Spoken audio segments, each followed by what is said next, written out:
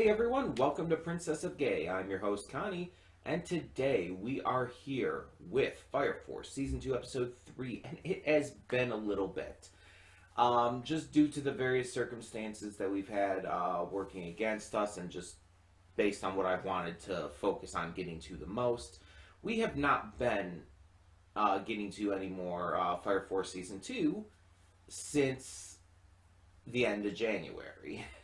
Basically, we missed all of February, and that's wild. It's wild that we've just not had it. Granted, 1 week we were, doing the movie week, so that's a valid excuse. But then the rest of the time, it's just like it was basically just procrastination. I was basically just putting it off. But we are here now. We're getting back into this. And last time we left off, we had an interesting Adola link. We had this girl who kind of looks like Iris, kind of doesn't, who Shinra had a link with in hell, basically. And she was controlling him for a time. Trying to make him forget basically all of his inhibitions and all of his, goodness in order to seek out power and whatnot. But he managed to fight her off with help from Arthur and whatnot.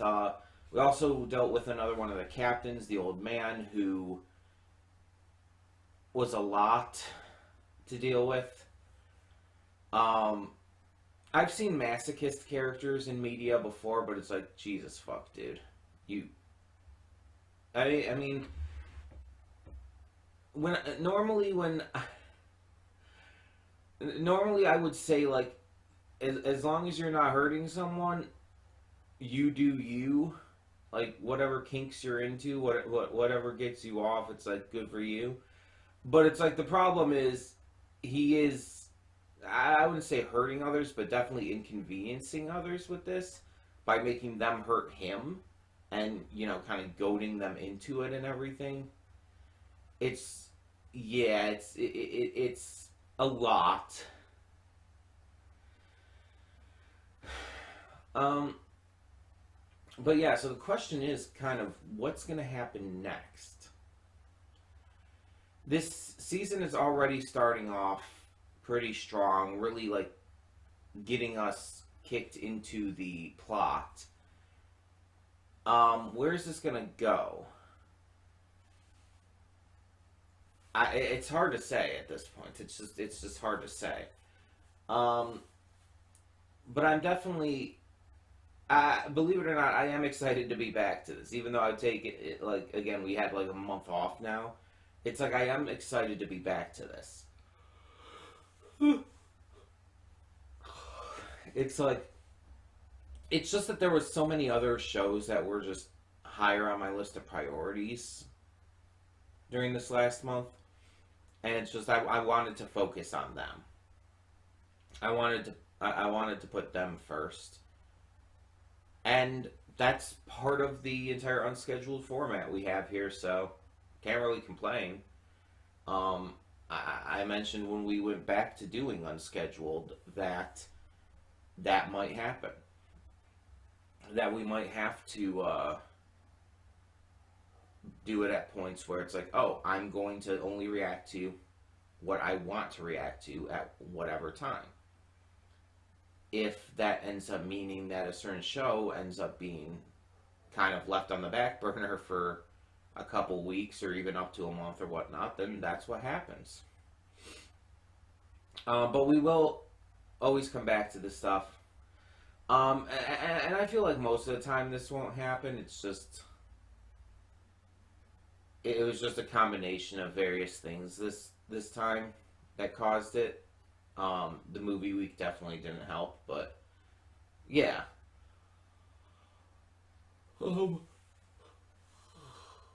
Excuse me.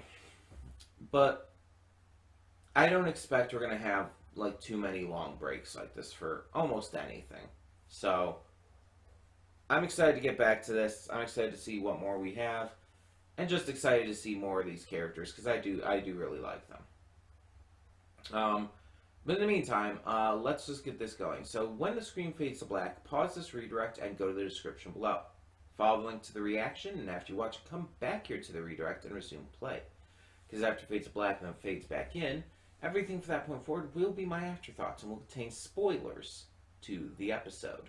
So, with that being said, thank you so much for tuning in, and I will see you at the reaction. And we are back, and we'll begin with spoilers in 3, 2, 1, now. And shit is popping off. Like, holy shit. This got real. Like, season 1 got pretty intense at points, of course.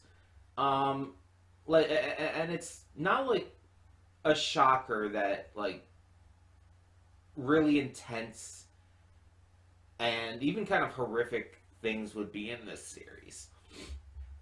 But I feel this episode took it to a new level. Like, I may just not be remembering much. And I'm sure there was death in the first season, but I don't think there was death like that. Like with what, Charon, I think his name is? With what he did to, the one kid, is Panda and something else. Panda's the bigger one. I can't remember what his name was. But what he did to him, like, this is like this teenage boy, and he just, like, blew half his body away. Holy fuck. Like, that's horrific.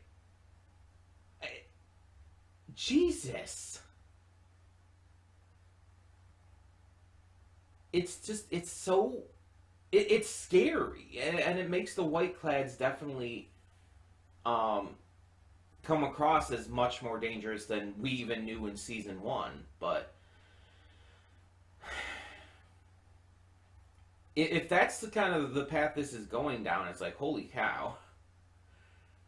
I mean, I'm in. But the more important aspect of this is, Jesus, this plot is moving, because I did not expect, like they, the first pillar in the last episode mentioned that the fifth pillar would awaken, and that, you know, you would have the Fire Force and the Whiteclads both trying to get to them, right? I did not expect this to happen yet. I genuinely thought that that was going to wait probably until mid-season. Like, I feel like that would be a good mid-season finale, right? No, we just get it the very fucking next episode. No time to relax, no time to just chill. We're just jumping right into this shit. So in this, we meet Inca, a schoolgirl, I believe high school. This schoolgirl who's taking advantage of people. Not really scamming per se, but kind of scamming. Just taking advantage is a good way to put it, though. She has this ability to be able to smell the path that fire is going to go on. Using her sense of smell, she's able to tell the path that fire is to go on, or even when a fire is about to start. And it can apparently be done over long distances, too. It's a very powerful ability, even if it doesn't actually do much else. She awakened this in a great fire. I don't remember how long ago it said it was. Like, I think maybe a couple years ago. And during this time, she was kind of like, I guess, nihilistic and just like completely void of any hope. But the rush and adrenaline she got from the fire, from being in that horrific situation, made her feel alive for the first time in her life. It made her feel that sense of danger and that sense of mortality that just basically gave her a reason to live. And the thing is, this is a real kind of thing. Like, there are people who have felt that kind of way after being put in danger. And a lot of them become like her. It's very much implied and said that she is this way. A lot of them become adrenaline junkies. A lot of them become addicted to that rush. So they put themselves in danger, and even are sometimes willing to put others in danger just for the sake of getting that high. And it's sad. It's really sad that it takes that much for some people to feel alive. And I can't explain why this happens. I can't explain, like, what causes it. I'm not going to try and assume. I'm a semi-normal 31-year-old girl living in,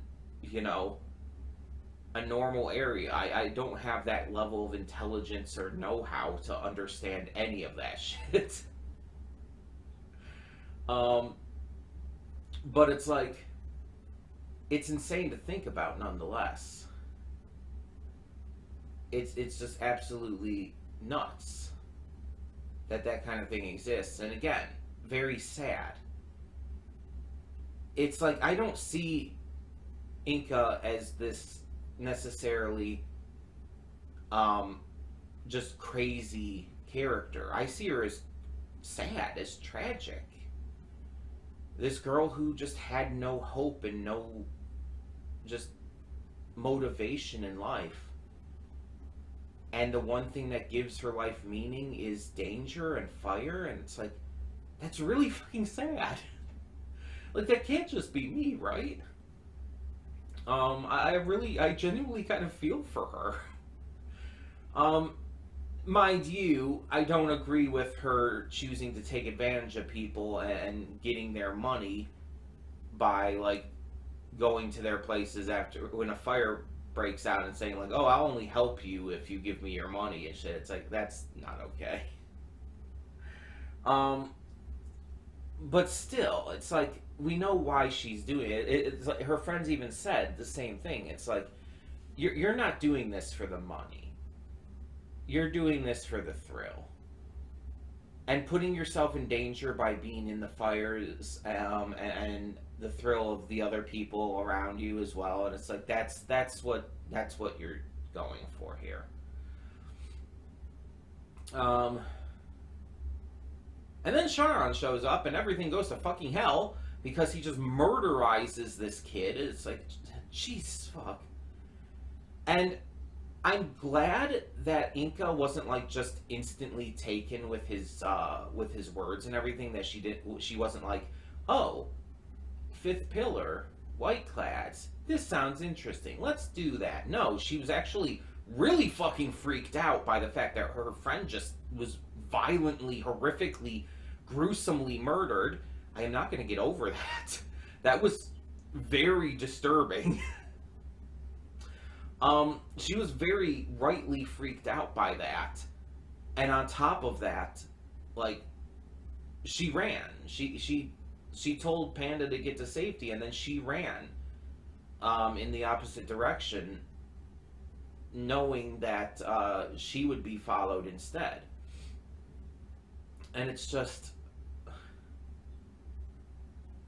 I have to give her some credit for that. I really do. She also unlocked her new power as she, I guess, unlocked being a pillar at that moment. The being able to smell fires and everything, like, that was just a precursor to her true power unlocking. We see that she also has the ability to start, like, mini explosions, it looks like, by tracing a line over her opponent.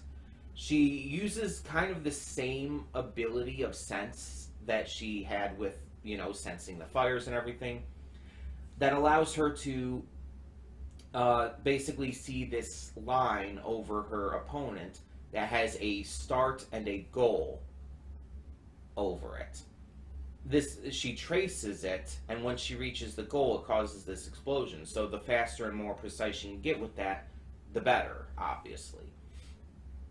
Um, and I assume she can train it to be stronger too, because right now it doesn't seem to be doing much of anything against Sharon, but that could just be him. I don't know. But this is can be pretty insane. Like when she's about to awaken everything, when she's talking to her friends, like she mentions like, yeah, I like the thrill and everything, and then you see the first pillar pop up in her mind. It's like, oh, then you're gonna love this shit. Um, it's like, oh my god, Jesus fuck, what is this series now? Like, no, it feels like a natural progression because after the finale of season one, it's like going back down to like normal shit would feel weird.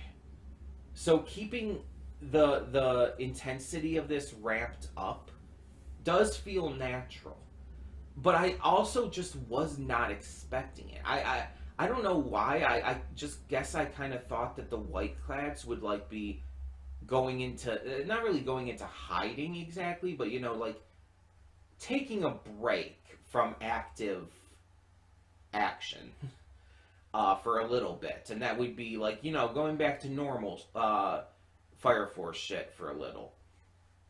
Nope, not at all. Instead, we're getting teenagers violently and horrifically murdered. Fun. I was not prepared for this today. I woke up, came over here to react, and it's like I was not prepared for a teenage boy to just get horrifically, violently murdered like that.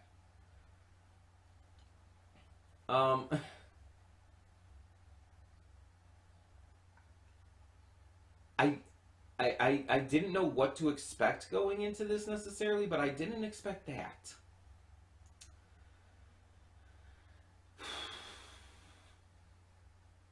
I'm just wondering how the entire season is going to keep this up. It's like, how are you going to keep up an entire season's worth of this shit? I don't remember if Inca's in the intro because I skipped it this time. It's been a while since I watched it. But I'm kind of thinking at this moment that she's going to end up joining with the Fire Force. It just seems like it's going that way because she does seem to have some sense of morals and some sense of, you know, propriety. Again, she was genuinely freaked the fuck out when her friend was murdered like that. Like, it bothered her. And she wanted to save her other friend. She wanted to save Panda. She told him to get out of there. And then, you know, led the opponent in the other direction. It's like, she's trying to save him. She's not a bad person. She's just doing some bad things with these, with this, I'm just going to call it a scam for sake of ease. She's just doing some bad things with these. But again, it's not even for the sake of, like, getting the money. She just wants the thrill.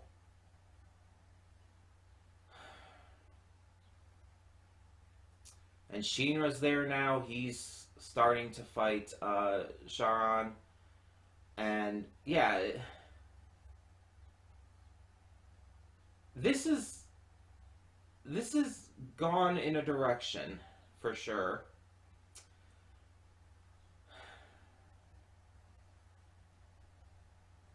I'm not sure I'm prepared for this. I am not sure I'm prepared for this. But that definitely it definitely excited me to be back with this after a month away. Because it's like, yeah, that's one hell of an episode to come back to after that unintentional little break. Like, Jesus fuck. I'm sure some of you were waiting for this specific reason. Wow. That's pretty much what I can say here. Wow. and it ends on a bit of a cliffhanger. So we haven't finished this fight and everything yet, so that's gonna be interesting in and of itself. But tell me in the comments below, what did you think of this episode? And thank you all so much for tuning in. For now, I'm Connie and I'm signing off. See y'all next time.